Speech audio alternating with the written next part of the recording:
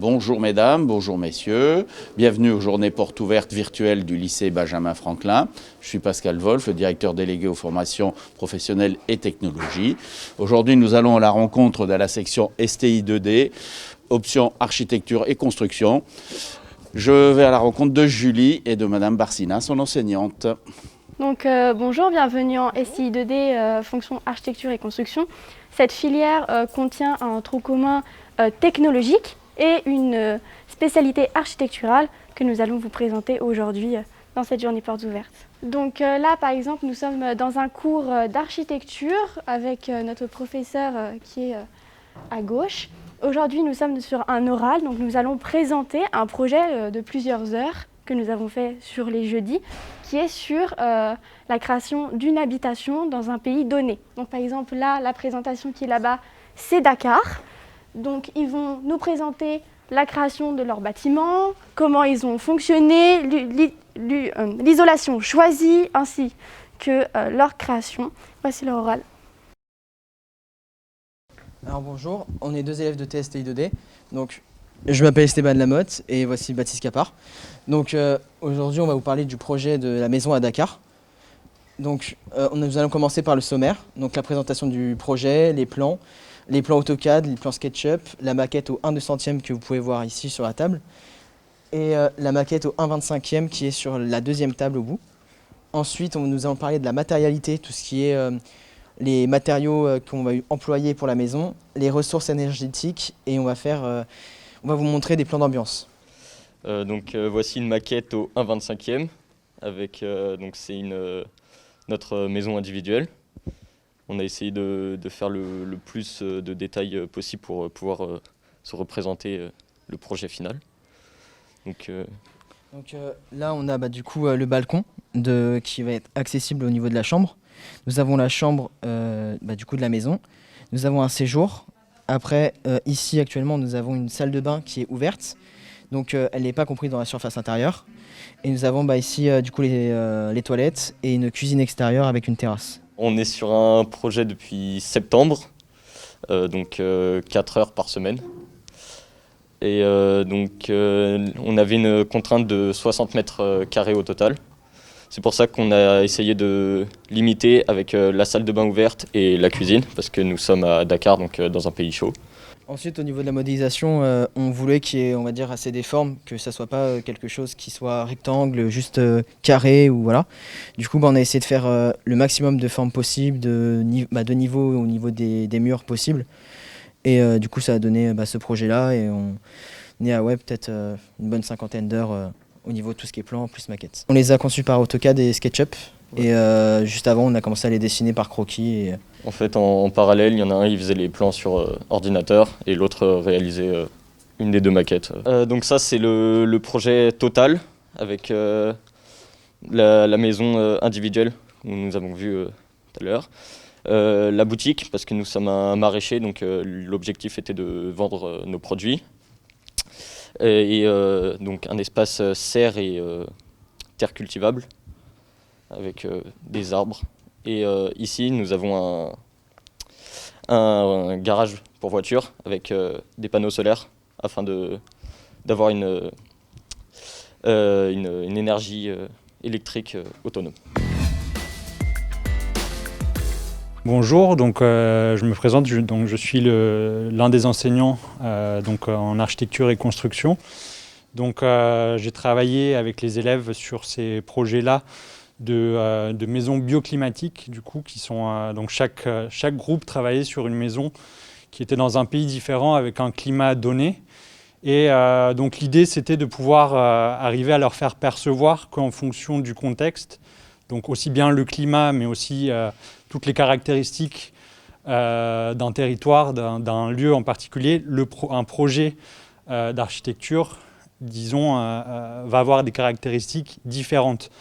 C'est-à-dire l'idée qu'on ne va pas construire la même maison à Paris que par exemple à Dakar. Et donc c'est l'idée aussi de s'adapter aux éléments naturels tels que le climat, et puis après le contexte dans toutes ces variantes, aussi bien urbain que naturel.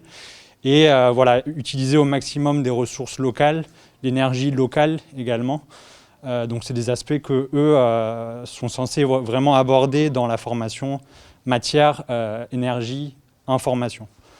Donc voilà l'un des intérêts de faire un projet comme ça où il y a l'aspect purement architectural mais aussi vraiment lié au climat, au contexte. Donc dans chaque partie architecturale que nous apprenons en cours, il y a forcément une partie technologique. Donc par exemple, dans cette partie technologique, on apprend du coup par exemple un problème donné. Donc par exemple, on a appris l'éolienne. On avait un problème donné, c'est que l'éolienne n'était pas stable et du coup on devait produire quelque chose qui la permettait de rester stabilisée et de ne pas tomber. Donc nous avons conçu grâce à nos professeurs aussi un site de production qui est SolidWorks, des pieds, donc comme celui-ci, que nous avons conçu et réalisé grâce à la machine 3D. Donc l'objectif en fait c'est d'allier deux domaines ici, donc c'est la matière et l'énergie. Donc là Julie vous a présenté la partie matière où elle a imaginé de nouveaux pieds et ensuite derrière il y a toute une étude de l'énergie qui va être captée par les éoliennes dans les différents pays qui ont été étudiés et comment cette énergie peut être redistribuée ensuite dans les différentes habitations. Outre la partie architecturale que nous venons de vous présenter et la partie énergie, nous avons aussi toute une partie qui est sur la construction. Donc par exemple, nous sommes sur la création de planchers résistants pour marcher, avoir des objets dessus comme un plancher ordinaire. Et du coup, nous avons travaillé en architecture grâce à AutoCAD et SketchUp sur des planchers comme ce plancher par exemple. Là, on peut voir un plancher entre vous qui est fait pour être plus résistant. On peut mettre les murs porteurs plus éloignés et ça va résister. Il est également plus isolant. On peut voir ici qu'il est bien plein à l'intérieur, donc beaucoup plus résistant. Ce qu'on a mis en œuvre sur cette maquette pour permettre, pour situer, c'est une maquette à Singapour d'une maison forestière dans la forêt au bord de l'eau. Et pour que ce soit bien résistant et que ça reprenne bien les charges sur les poteaux, on a opté pour la solution d'une semelle à poutre entre vous. Donc effectivement, comme viennent de vous présenter les élèves, on parle de la structure porteuse très importante, dont là ils ont vu les planchers. Il y a effectivement aussi d'autres parties comme les murs, les fondations qui rentrent en compte dans la solidité en fait, de la construction. Donc une partie très importante, il y a effectivement l'architecture, l'esthétisme, mais après il y a toute la partie résistance qui est très importante et que l'on étudie en parallèle de la partie architecture. Donc là, nous allons translater dans la deuxième salle de la pôle STI où nous allons plus voir tous les conforts que nous pouvons avoir en architecture. Donc dans cette salle, nous allons principalement parler de l'aspect architectural, aussi de tous les conforts que nous pouvons trouver dans un bâtiment, donc le confort thermique, le confort respiratoire, le confort, tous les autres conforts que nous pouvons trouver en architecture. Et nous faisons aussi beaucoup de tests, donc par exemple cette machine qui nous permet de faire 3 tests différents. Donc déjà de tout simplement présenter l'aspect thermique de structures porteuses comme la structure porteuse en briques ou celle en bois. Ensuite, en deuxième étape, nous testons aussi le simple et le double vitrage. Donc nous pouvons enlever pour faire un simple et en mettre 2 pour en créer un double. Et l'aspect isolation, donc nous avons plusieurs bouts d'isolant ici, comme de la laine de bois, de la laine de verre, du polyuréthane. Et nous testons tout simplement ces isolants pour trouver la meilleure façon d'isoler une maison et que le confort soit total. En outre, nous utilisons aussi des sites, comme par exemple ce site-là, qui présente tout simplement le confort visuel dans une maison et qui va permettre aux gens d'être éclairés suffisamment. Oui, donc là par exemple on est en train d'étudier l'apport lumineux dans notre salle de classe et grâce à ces calculs que nous allons effectuer, nous allons pouvoir trouver une solution qui sera la plus adaptée, la plus pertinente pour être suffisamment alimenté en apport lumineux. dans cette salle. Donc nous prenons en compte tout ce qu'il y a comme facteurs, donc les tables, les rideaux, les meubles, enfin comme l'armoire ici, et après on voit où positionner les lumières artificielles. On utilise aussi un plan AutoCAD qui est présent pour pouvoir voir toutes les dimensions de la pièce et pouvoir la tracer justement sur Dialux, qui est le logiciel qui va nous calculer pour nous tous les apports lumineux naturels.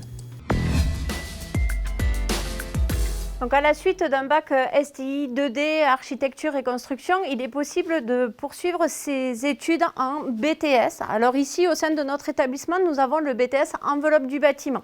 Donc je vais passer la parole à Armand qui va vous expliquer, c'est un élève de 2e année, qui va vous expliquer ce que l'on fait en BTS enveloppe des bâtiments. Bonjour, dans le BTS enveloppe des bâtiments, en premier lieu, on étudie tout ce qui est les maquettes graphiques. Et nous, ce qui nous concerne principalement, c'est les façades, donc le bardage. Ensuite, ce qui nous concerne également, c'est les menuiseries et tout ce qui est les toitures terrasses. Donc voilà, à la suite de ça, on étudie quels matériaux utiliser pour le confort thermique, acoustique et pour la lumière. On étudie, suite aux demandes du client, tout ce qui est le type de complexe, etc. Donc ici, on a un exemple des matériaux qu'on peut utiliser. Par exemple, cet échantillon, c'est pour les toitures, c'est un bac acier. Donc voilà, qui est nervuré. Ensuite, pour le bardage, là, on a un exemple de pot, une pot qui est là. Donc voilà. Et on a également, vu qu'on étudie la menuiserie, ici, vous avez des profilés. Donc là, c'est un profilé mixte avec du bois et de l'aluminium. On a également des profilés en aluminium. Ici, on a un autre type de bardage qui est de la cassette. Alors, on détermine le choix des matériaux par rapport à l'esthétique du client, mais également par rapport aux différentes études, qu'elles soient thermiques ou acoustiques, et selon la destination du bâtiment, en fait. Sans oublier la résistance des matériaux. On travaille également sur des nouveaux matériaux tels que des isolants faits avec différentes matières qui soient recyclées ou recyclables. Voilà. Ces élèves sont destinés soit à intégrer en fait, le monde du travail en tant que conducteurs de travaux ou dessinateurs dans un bureau d'études. Ils ont également la possibilité de poursuivre leurs études en licence professionnelle ou intégrer même une école d'ingénieur. La particularité de notre lycée, c'est qu'on fait l'alternance sur la 2e année, la première année étant en initiale, donc avec un rythme qui alterne pour l'instant un mois.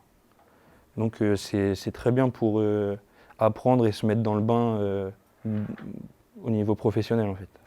Alors au quotidien, on fait également on fait l'étude du bâtiment, tout ce qui est visuel, et après on passe à la partie calculatoire pour établir un devis. Donc on fait toute la phase d'étude de prix. Donc comme l'a dit Armand, on fait aussi également beaucoup de chiffrage, d'études de projet, d'études de prix. Donc là on a un projet, le sous-détail de menuiserie, où on doit effectuer un déboursé sec avec la composition du DS, faire un coefficient de chantier. On calcule le prix des matériaux pour qu'après le client puisse avoir une estimation de combien cela va coûter. Donc ici, nous avons 5 élèves, 3 qui sont en terminale STI, architecture et construction, et 2 qui sont déjà en BTS. Ils vont vous présenter leurs différents parcours et ce qu'ils souhaitent faire à l'issue de leur formation. Donc je passe la parole à Berkane. Bonjour, je m'appelle Berkane, je suis élève en terminale STI 2D option architecture et construction. J'ai fait une première STI et une terminale STI du coup. Et pour mes études supérieures, j'envisage de faire soit un BTS bâtiment, soit un BTS enveloppe du bâtiment, du coup un bac+2. Moi, ce qui me plaît dans ma formation, c'est tout ce qui est l'ingénierie, plutôt le domaine construction BTP, le bâtiment et travaux publics, parce que je voudrais bien devenir conducteur travaux après ma formation, après le bac+2 ou voire un bac+3.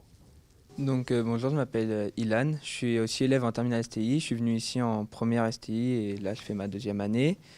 L'année prochaine j'envisage de faire soit un BUT génie civil, soit une école d'ingénieur pour pouvoir finir dans un bac plus 5 ou bac plus 7 avec le diplôme architecte-ingénieur. Ce qui me plaît dans cette formation, c'est toute la partie théorie, parce que je suis beaucoup plus dans les calculs et donc tout ce domaine-là, donc c'est pour ça que je voudrais faire ingénieur. Bonjour, moi je m'appelle Charlotte, je suis élève en 2e année de BTS alternance. Donc j'ai déjà effectué 3 années de bac pro dans ce lycée-là et j'ai souhaité poursuivre en BTS enveloppe du bâtiment. Mon choix professionnel pour l'avenir, ce serait une licence professionnelle chargée d'affaires parcours enveloppe. Je souhaite poursuivre en licence professionnelle, ce qui me permettrait de continuer mon contrat d'alternance que j'ai actuellement. Je suis dans ce lycée depuis 3 ans car j'ai fait une seconde GT ici, ma première STI et actuellement je suis en terminale. Moi je décide totalement de changer, de partir de l'architecture. Tout simplement que à ma première j'ai découvert que j'étais beaucoup plus intéressée par le côté technologique, ingénieur. Du coup, cela prouve que c'est pas qu'on fait une STI AC qu'on est forcément obligé de poursuivre dans l'architecture. On peut totalement changer. La STI, ça ouvre beaucoup de portes. Du coup, moi, j'ai décidé de partir dans un BTS robotique, voilà, pour faire du robot, tout simplement, en industrie, pour faire un bac plus 7, car après ce BTS, j'aimerais faire une licence et poursuivre sur une école d'ingénieur. Voilà. Ce qui me plaît dans ma formation, c'est tout le côté ingénierie, calcul. L'architecture, c'est aussi très intéressant, il ne faut pas se mentir. Je suis en 2e année de BTS. Je suis passé par un bac STI 2D. Après mon BTS, j'aimerais poursuivre sur une licence ou bien, grâce à mon entreprise, j'ai déjà une proposition d'emploi. Donc je suis encore en pleine réflexion de savoir si je reste dans l'entreprise ou si je continue sur une licence pour pouvoir évoluer dans mes connaissances. Comme viennent de le dire les élèves, il y a différents parcours possibles après un bac STI 2D, architecture et construction. Possibilité de partir vers un BTS ou un IUT ou une école d'architecture et une école d'ingénieur. Effectivement, l'école d'architecture n'a pas été présentée par nos jeunes, donc il est possible de l'intégrer soit juste après le bac ou alors de passer par un BTS pour faire ensuite une école d'architecture. Au niveau de la formation, que ce soit en première ou en terminale, on retrouve les matières basiques, maths, physique, anglais, espagnol, et puis ils ont 12 heures de technique par semaine qui est décomposée soit en architecture et construction, soit en enseignement technologique plus général. Merci à tous de nous avoir suivis. Merci aux élèves et à l'enseignante pour toutes les explications concernant la formation STI 2D. Vous retrouverez toutes les informations concernant nos formations sur le site du lycée Benjamin Franklin. À très bientôt.